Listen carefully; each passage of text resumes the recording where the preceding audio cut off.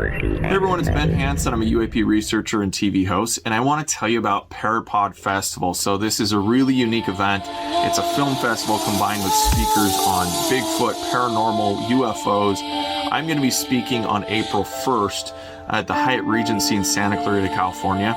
The night prior, I'm going to be leading in Night Vision Skywatch. So there's a lot of events, cool stuff. Check it out. Go to parapodfestival.com for tickets.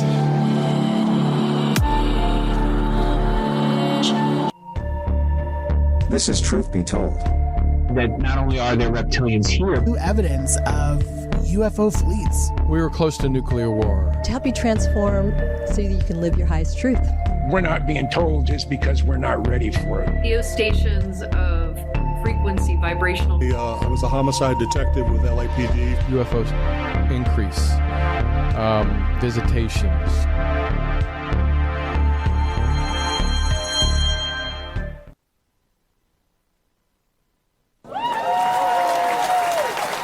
All right, it is the one and only Ron James.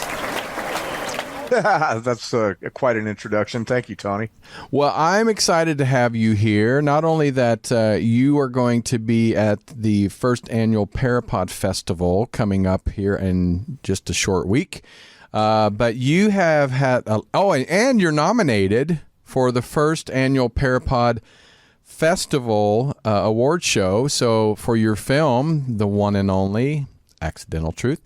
So I'm excited that you made the top 3, and that's one thing we're going to talk about today, and hopefully touch on some of the amazing new findings over at MUFON and just see what's going on in the world. Absolutely. So, MUFON made me their media relations director a while back, and the part of that job is that whenever a TV show wants to license MUFON's content, then I work with them to make that happen. And so I've managed to be behind the scenes on a lot of shows like The Proof Is Out There and Ancient Aliens. And they just did a whole episode about MUFON, which was really very cool. Kind of bring the world up to speed about what the group's about in this day and age. Were you on that episode? I was on it too much, actually. I was like, it was great. Don't be shy. You're amazing, and that's why they made you the media guy. Well, it's very gratifying. I started MUFON Television, which is MUFON's licensed online TV network. So we basically have hundreds and hundreds and hundreds of videos about UFOs that you can't see anywhere else. They're not on YouTube. They're not anywhere. And that was a joint venture, and that's gone fairly well. And so I actually accepted an official role in the organization, which is really, it's very gratifying. MUFON as an organization has grown and has started to accomplish things that were way beyond their initial scope. We now are the world's largest organization that is basically about having community for people that are into the topic. At its core, it is what it's always been, is a civilian organization to investigate UFOs and the scientific study of such. But it's grown into a community for people that are interested in the topic and they want to meet like-minded people. It's become a fantastic resource for experiencers. And so I'm super proud of MUFON and what they've accomplished. And I've worked with MUFON for many years, but even before I'm 53, so MUFON was established even before I was born, if I believe. By about a year. Yeah. They're going to have their 55th anniversary in, I believe it's 2024. That's amazing. And to, we're talking, one thing about the Parapod Festival is really talking about how we're celebrating all things paranormal, but also how we are breaking through into the mainstream. Ancient Aliens and Ghost Hunters all really kind of brought us to the forefront and made it popular. But MUFON has been behind the scenes doing amazing things for almost 55 years. I couldn't even imagine back then talking about what we're talking about on television, how people would look at them back then thinking, oh my God, these are nuts. No, it's gone from tinfoil hat to platinum. Right. And yeah, it's really interesting watching what they're doing now. A lot of people do not know that we have been very instrumental in Washington, D.C. I was recently in the Capitol, and I had lunch with Andre Carson, who headed the hearings that they just had about the UFO topic. And it turns out that MUFON was behind getting those hearings done. Really? We pitched it, we proposed it, we worked with Carson, Gillibrand, and Gallagher to make it happen. And it's interesting that there's a lot of people out there kind of trying to imply that they were somehow involved. From what we've been able to tell, there was not a whole lot of other involvement. MUFON's been right there doing it. And something else that I can talk about that I wasn't able to talk about until now, and we're going to be covering some of this at my presentation. The Intelligence Act that recently got passed that has the whistleblower protection in it, and also the military accountability in it. Basically, part of the and forgive me, I don't have the numbers of the legislation, but most people that follow it know what we're talking about. There's a period of accountability built into this legislation where the military has to come forward with any information they have and present it to Congress for a certain time frame. Now, initially, that time frame went back to 1945, and the people that we're working with, A10 lobbyists and Jessica Taco, we got together looking at that language, and we're like, okay, well, originally it was going to go back to 1947, forgive me. We were able to get the language changed to go back to 1945. And what that does is it leaves us a little bit of margin of error around Roswell. And there's also a couple of other significant events that we know about that we're able to encompass them now. If it would have just went back to 1947, there'd be certain things that we're not going to find out about. So this is the kind of stuff that we've been doing behind the scenes, and not just in there knocking on doors. We're getting to people, and we're having conversations, and we're getting things done. Well, I always say, in anybody in the paranormal genre, I don't care what you're in, the ghost side, UFO, Bigfoot, there's something has happened, an incident, story in the family that really got your interest. Because, we may hear something and it's like interesting for about a week, but something that made an impact on you to spark that flame in you that really wanted to dive into this industry and make it your, not a hobby, but a career.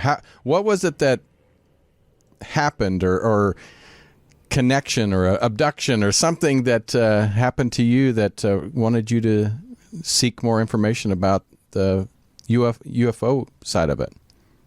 Well, a lot of people have had experiences or seen UFOs. I've done a lot of work in the ghost field and life after death. I made one of the very first documentaries about electronic voice phenomenon called Dead Whisper, and that was years ago. So I've always been interested in these topics, but not so much from an experiential standpoint, more of a curiosity standpoint. Right. It's like, these are fantastic, amazing questions that are facing humanity. And if you're going to be in the video production business, what better topics to explore? At the end of the day, I just want to help uncover answers for the benefit of everybody. And so we had in 2009, Steve Bassett hired me because I own a video production company, and I do a lot of stuff. I've done a lot of music work, Guns N' Roses, Smashing Pumpkins, Earth, Wind & Fire. It's a pretty long list of bands and musical acts that I've been involved in their video productions. And so I got hired as a production company to go and live stream the X conference. And over the years, I also did the Citizen Hearing on Disclosure, which not a lot of people know that I was the actual producer of that, the main media that was streamed. So when I went to the first X conference, I realized right then and there that we're dealing with the biggest deception one of the biggest deceptions in human history. And that was back in 2009. And I did my first interview with Nick Pope and Colonel John Alexander and some interesting folks. But I decided that I wanted to pursue this journalistically because clearly we have a problem. and the problem we have is that we're being lied to for well over 100 years, and truthfully quite much more than that. And so if I could get into this topic and do some research and do some investigation and get to the right people and ask the right questions, maybe I could help to unveil it. And Accidental Truth is a result of literally 14 years now of doing what I had to do to get where I needed to be to get some of these people to accidentally tell us what they know. And that's what the whole film's about. Nobody wants to get up and say, well, yeah, there's this and it's all true and blah, blah, blah. But between what we can put around some of these people and what they actually say, you really are led to no other conclusion. And it's a fun film in that it's that old traditional kind of gotcha. You know, you didn't mean to tell me that, but you did. But done in such a way that we're not villainizing anybody, because at the end of the day, they're all doing their jobs. So how did you choose your the cast? Some great people. You know, Ralph Blumenthal and Mike Barra and John B. Alexander, and who was your first choice that you thought, this is what I want to be represented in my film? Well, it was originally all around an interview that I did with Lou Elizondo, and where he said a couple of things that he still to this day has not said publicly, and I thought that's a great basis to build a film. And then I just started going after anybody else that I could get, and there was people that I wanted to get that I couldn't get, and there were people that I didn't expect to get that I did. And so it was kind of like once I started really working in earnest. Took me about a year and a half to get the rest of the interviews, the Gary Nolans, the Ralph Blumenthals, getting Michio Kaku to sign on. I know he's been making the rounds and he's been talking about this stuff, but we actually have him in Accidental Truth commenting about very specific technology that we know was recovered and the feasibility of these technologies and whether or not they're things that we can do now or if we'll ever be able to do them. So it's funny, the Post-it notes that I put up on my wall when I first started to edit the film, it's got a huge additional cast. It's got a lot of really good, solid facts and information that were presented. But if you look at the original Post-it notes, it's still the same film. And so, it was just like it just guided, a lot of luck. And it's winning a lot of awards and getting a lot of festival recognition. And you even had Matthew Modine as the narrator, which was, I love his voice. So Matthew Modine, we originally had Edward James Olmos. Well, actually, originally would have been good too. Originally, we were talking to Steven Tyler at Aerosmith. Really? Yeah, he was my first choice. But then he had the whole rehab thing right when we were supposed to be nailing it down. And so I went back out because I hired a guy, Grant Ibrahim, to help me find the narrator, because he's good at those kind of things. He knows the ins and outs. So we had Eddie lined up, and we were going to contract, and his attorney at the last minute gave him cold feet.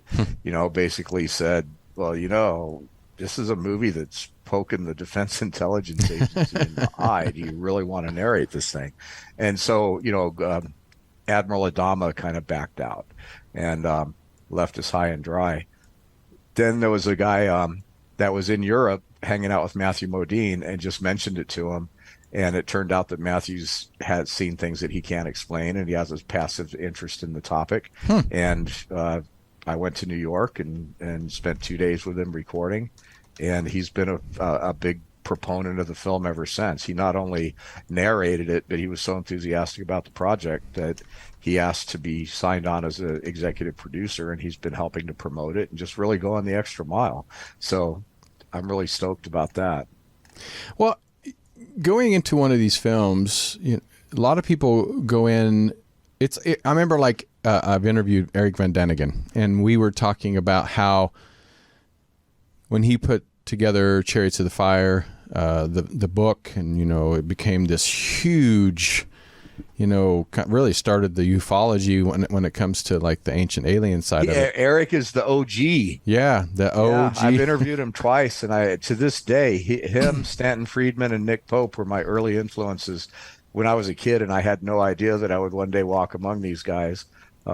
So yeah, but yeah, Eric he's the one who first brought it, and his movie still to this day is the only UFO documentary that's ever had wide mainstream theatrical Right. But that's my thing is actually when I interviewed him, he said, what I wrote in 1960, whatever it was, that he wish he can go back and change a few things that, he'd learned something different over the years. Because, we going in projects, a lot of times we learn from the project. What did you learn from this project, Accidental Truth, that you're like, oh, I'm looking at this completely different, or I learned something from one of your cast? That's a really great question. And I'll tell you, when I first started Accidental Truth, it was I had a very militant attitude. How dare these people keep this stuff from us?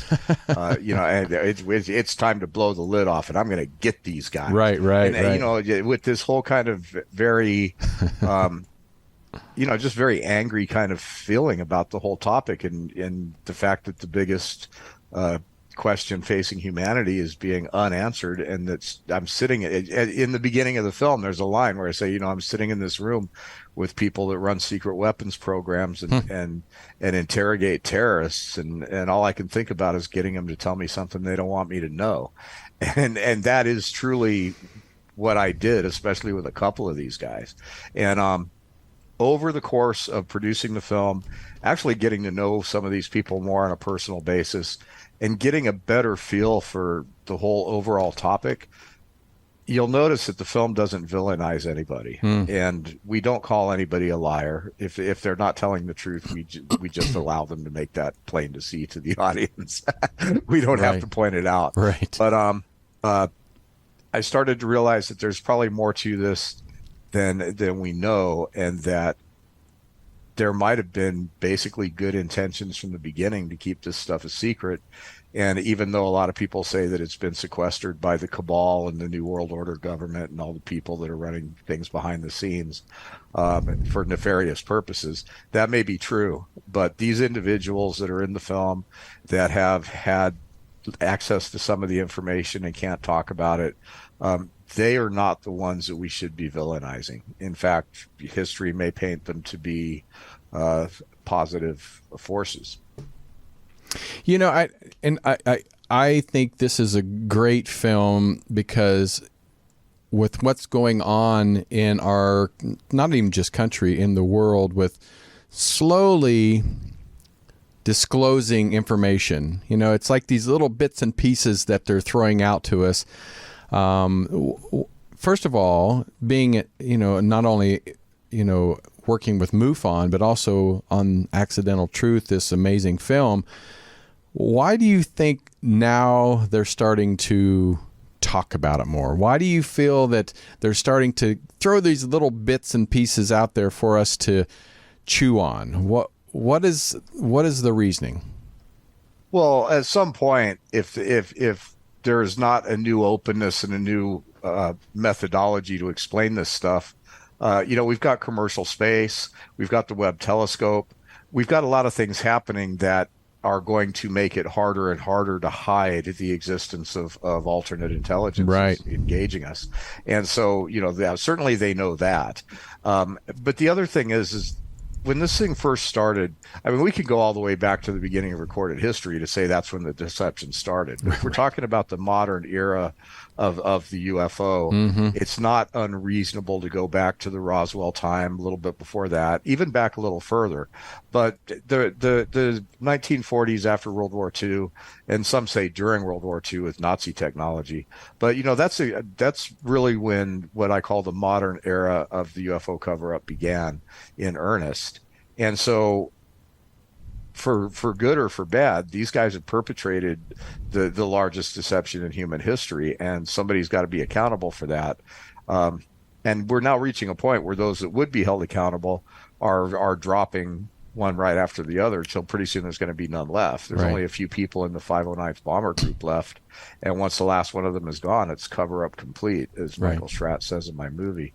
And so the institutional memory of the military is not what people think it is. It's like there's this idea that if a saucer crashed and there was debris and it was recovered by a clandestine group, that all those photographs and all that video and all those samples and all those materials are somewhere and somebody knows where they are. And there's this kind of written archive of this stuff that's been preserved through history. And what we're finding out is that the military and these agencies have no problem whatsoever permanently destroying any trace of anything ever happening. And we have reason to believe that that's happened several times. And so the idea, certainly we probably have a place at Wright-Patterson that is loaded with materials, and there's things all over the place, but there's been a lot of evidence that's just been destroyed.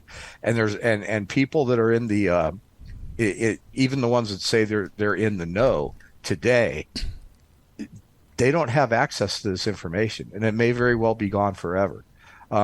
Which is something that really surprised me, but it's a sad fact.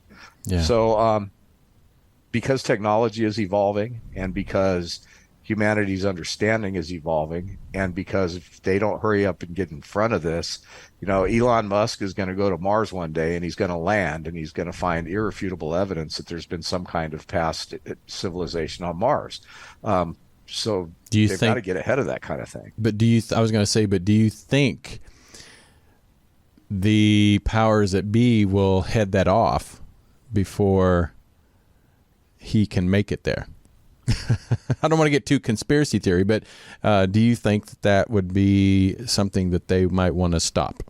No, it'll be just like the moon landing. I mean, Elon and his cooperation with government is no secret. Right. And the fact that he can stand shoulder to shoulder with Robert Bigelow and some of these other industrialists and say, I have no evidence that there's aliens, and I would know. He's basically, in my opinion, and there's a video on YouTube of me where I actually call him out about this. I call it the Elon Musk private briefing. It's like, dude, come and talk to us, and you walk out of that room after half an hour and you still think there's nothing to this, then we're going to be really surprised. But I don't believe that for a minute. I think that he knows a certain amount of stuff, and in order to maintain his position as the kid who gets to play with rockets, he's agreed to kind of stay away from the alien topic, and he does. And when he does approach it, he does it in such a way that he disavows it, which is ludicrous because there's just so many things going on and so much information. And like I said, he stands shoulder to shoulder with Robert Bigelow, and Robert Bigelow is on the record, and he's a guy who will know about this stuff. So it makes no sense. But what I'm saying is that the commercialization of space is something that cannot be controlled anymore by central government. And sooner or later, we're going to find something, or we're going to be encountered by something. John D'Souza, the FBI agent that talks about running the real life X-Files, just came out and said that these Tic Tac UFOs and everything else are reverse engineered craft that are being constructed by not any government, but actually by the New World Order cabal folks that are working through Raytheon and Lockheed Martin and all these companies.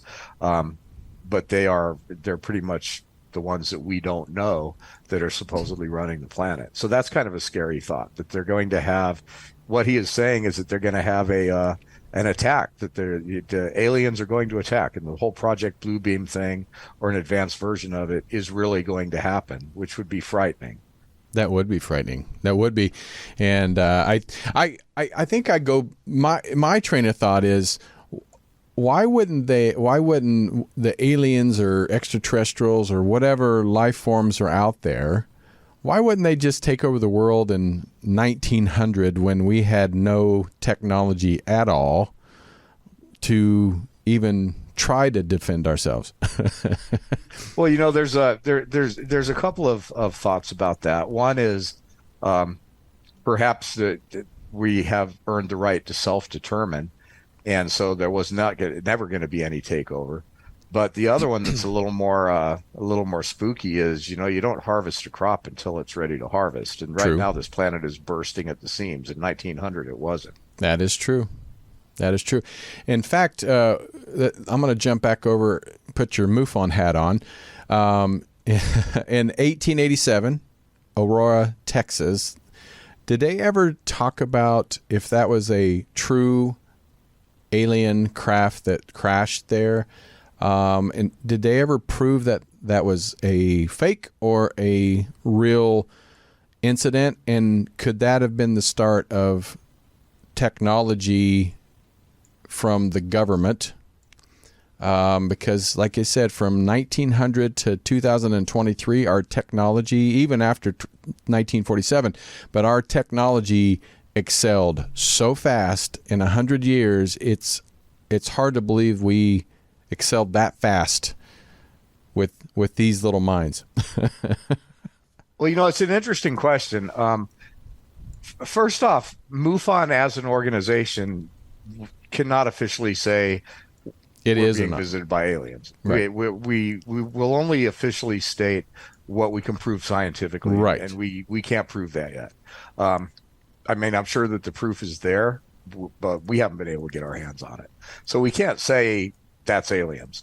Now, individuals within MUFON can have their own opinions, and they can certainly state what they believe.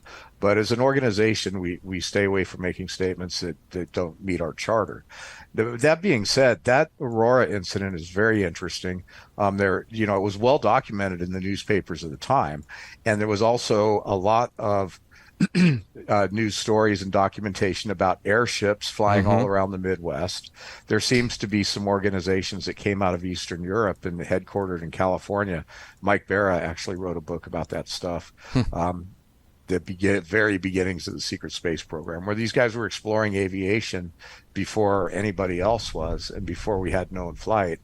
And, there's stories of these airships where they would land and people very well dressed would get out and talk to people, and they weren't aliens.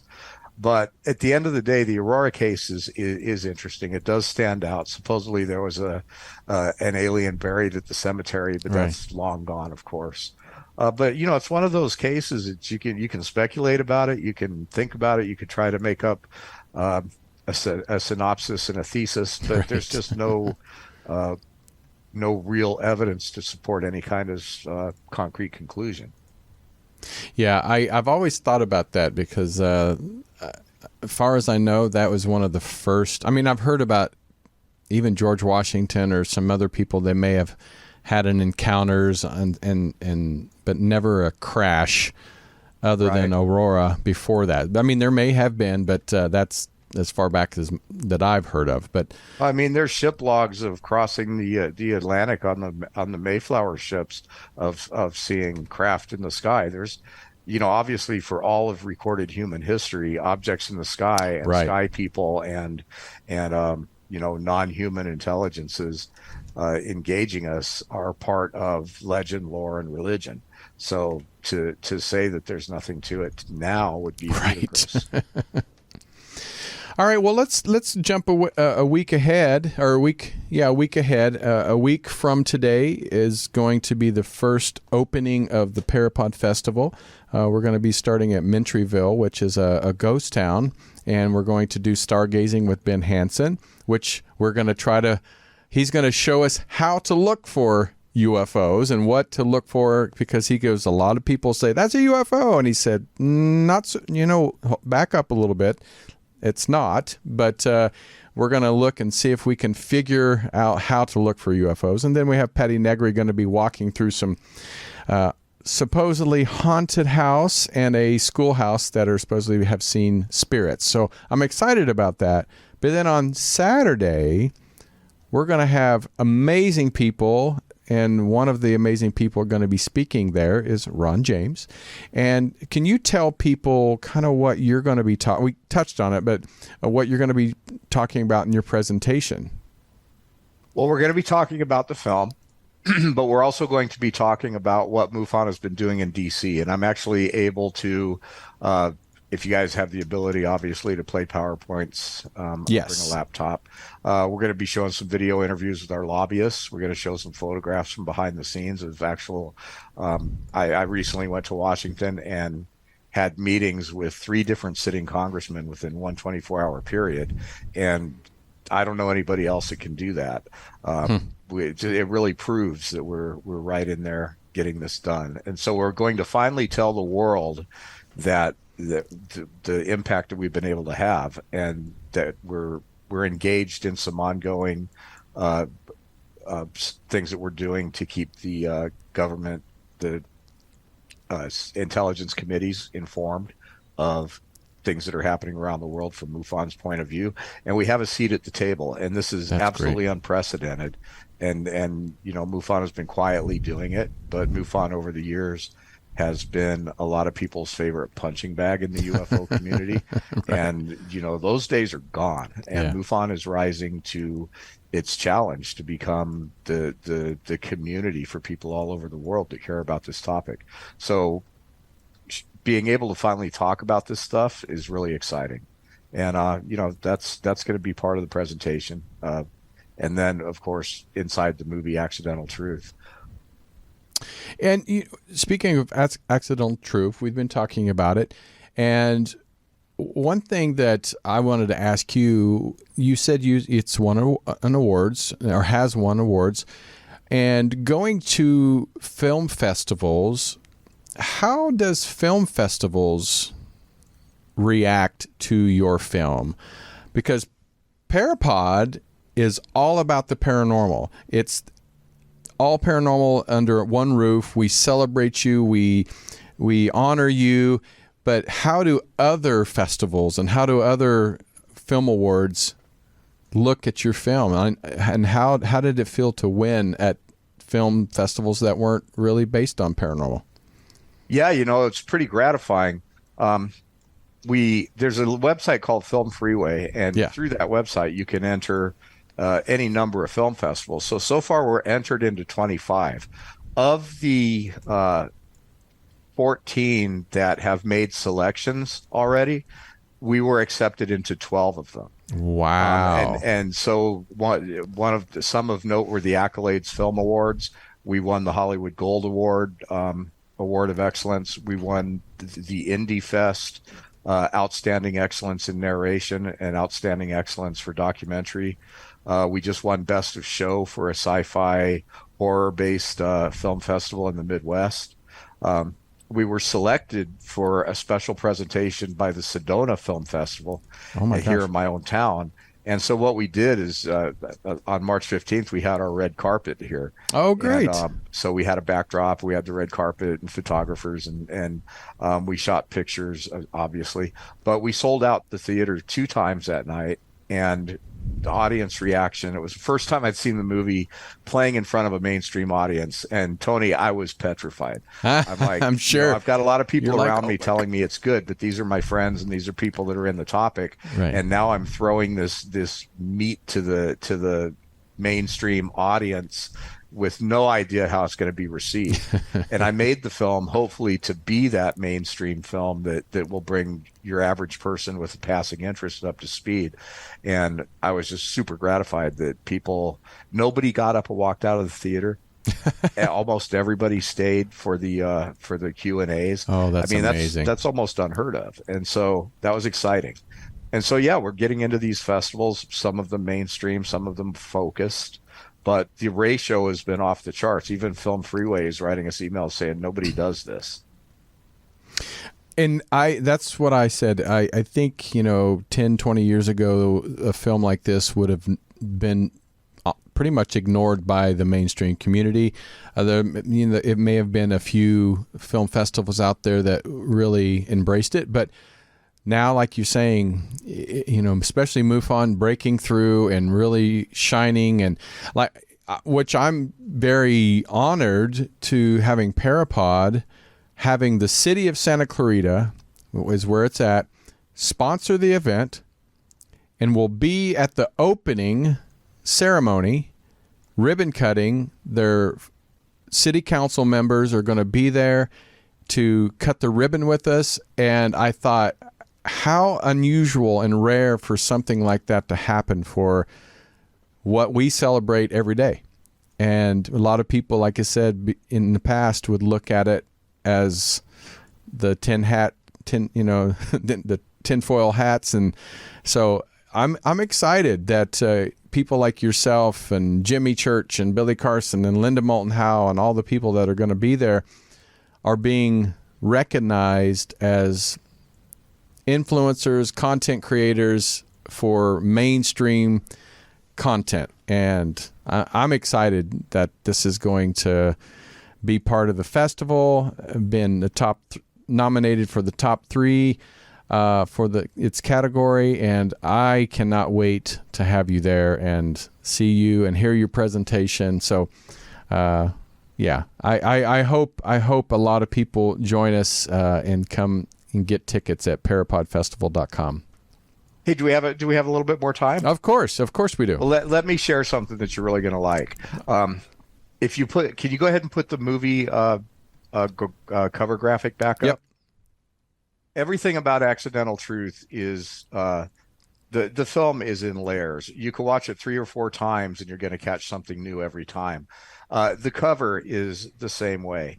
The cover is amazing. I put a lot of thought into this cover, and it is very, very symbolic. And so I'm going to share with you what it actually represents. Please.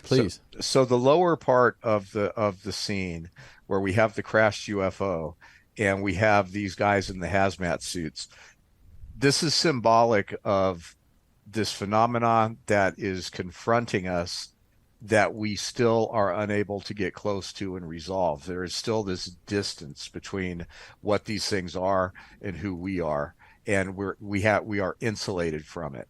The picture of the guy standing in the shadows, overlooking the whole thing, it represents the beginning of the secrecy and the way that it was administered and how it started. And then as you scroll up, you have this band of bright light around the planet. And that is a shift in understanding and consciousness that will kind of provide a whole new enlightening manner of looking at things. And then if you look at the title, the words themselves. And I see somebody in the clouds. Yeah, that's part of it too. But you'll see that built into the words Accidental Truth is also the words truth and denial. And that's really the crux of the film. Is that we find truth in the denial. And then finally, the guy up at the top is representative of the deconstruction of our self-perceptions that we're going to have to undergo to come to grips with these realities. And so if you look up, the human form is looking down on the earth, and he is literally deconstructing.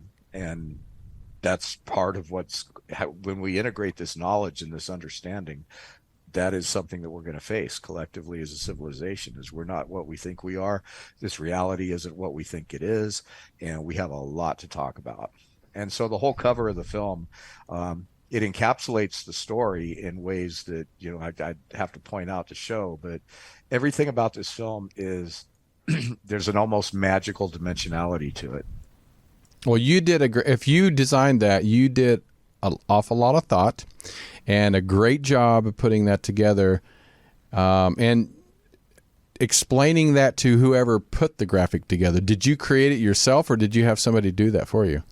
I worked with 1091's graphic artist, Scott, and basically I supplied most of the artwork. The logo I had done. Right. I have an animation team. When I started the movie, I wanted to use B-roll that was original. I didn't want to go to the stock footage places and download stuff. So I actually started an animation business. I bought a lot of really high-end computers. I learned my way around Unreal Engine. And although there is stock footage in the movie, there's a lot of original shots. And they came out of an animation group that I hired, some individual guys all over Ukraine. And so the logo was designed by a guy in Ukraine based on my sketches. The spaceship crash, all of that stuff was all designed. I provided the models and the sketches and the graphics, and we'd build these like movie sets in Unreal Engine where you could then take a camera and fly it around anywhere you wanted to in the set. And so we have these literal virtual movie sets of these crash scenes and stuff. But the reason I bring up the animation team, when the war started, these guys were caught in the middle of it. And so they continued to work as best they could. And sometimes I would get a video shot that was done. And a couple times I got video of a missile flying over the guy's house. and these poor guys kept working through the whole thing. And they both lost their computers because of the Russian missile strike screwing up the power and causing surges. So our merchandise, which is on our website, we're donating a portion of those proceeds to help these guys get new that's computers. great. But yeah, as far as the poster design, I provided all the elements and we sketched it out. We went back and forth. And so, yes, it was my brainchild, Scott's work as far as being a master in Photoshop. But I was hands-on on this entire project. If you look at the credits, there's literally 2 people that worked on the film, and everybody else are executive producers that are just my friends that helped me from a advisory standpoint. Well, before we get out of here, for anybody that's listening today, like I said, a week from now, you can get tickets at parapodfestival.com. You can actually use the promo code MUFON10, get 10% off, and that's off of all tickets. You get general admission, VIP, and for $35. Listen, I spend that a day at Whole Foods for one meal. Yeah, you're packing a week conference into one day. It's pretty amazing. Next year probably be a little longer, but the first year, like I said, I've always been that go big or go home type of person. So I said, what the hell? There's a website for the film. It's Accidental Truth, and then there's an S on the end, so it's accidentaltruths.com. And people can go there and they can see the merchandise. We just uploaded a bunch of video clips from the film. Oh, great. So you can go there and watch those for free. That's all pretty cool. And yeah, I mean, I'm up against, not against, but I'm next to some very interesting presenters. So I'll be surprised if I get a crowd. But at the end of the day, it's going to be fantastic. I haven't seen Linda Moulton Howe in a while. Oh, Jimmy Church and I have become better friends over time. And I have not met Billy Carson, and I'm super looking forward to that.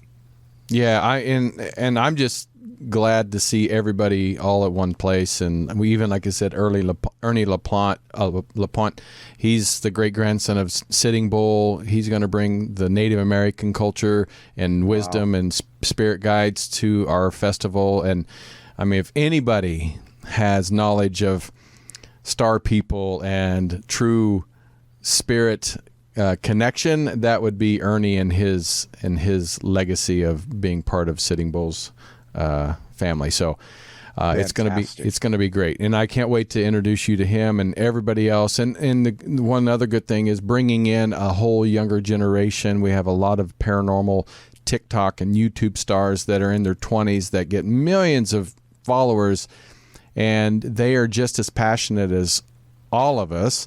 And it's nice to bring generations of different ages together and celebrate.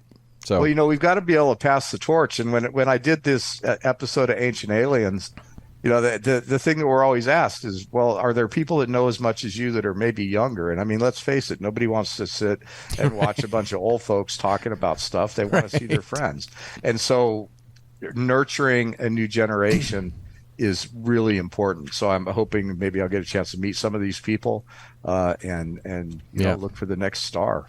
I totally agree, and I believe there's one or two in there that could be. So, but so tell us again where we can find the film. So there's a website for the film now. It's accidentaltruths.com. And you can also, it's going to come out everywhere on April 18th. So it'll be available on all the common digital platforms, Amazon and Hulu, I think, and all those different places. It'll come out first for first few days for purchase, and then it'll come out for rent. And eventually, if you want to wait long enough, you'll be able to see it for free on like Tubi and stuff, but that might take a year. But anyway, it's a labor of love, and it's my contribution to trying to do what I can to help settle this question. And I think a lot of people are telling me it's a real game changer as far as the information that comes out and how it's presented. And also tell people that they look up to the skies, and all of our little cell phones now, they may see a UFO and they want to know if it is or isn't. They can go to MUFON.com, right? Well, yeah, that's the anybody that has a UFO to report, we're the people to talk to. And so you can go to MUFON.com, you can file a report, your privacy is safeguarded. And we're getting thousands of these reports every year, and we're actually able to solve 98% of them. So it's not like we're just hoping that everything turns out to be a flying saucer or unidentified. Most of the time we're able to figure out what it is. And then MUFON is also, I can announce this, first time anybody's heard this, we have created a formal whistleblower program. We're about to roll it out.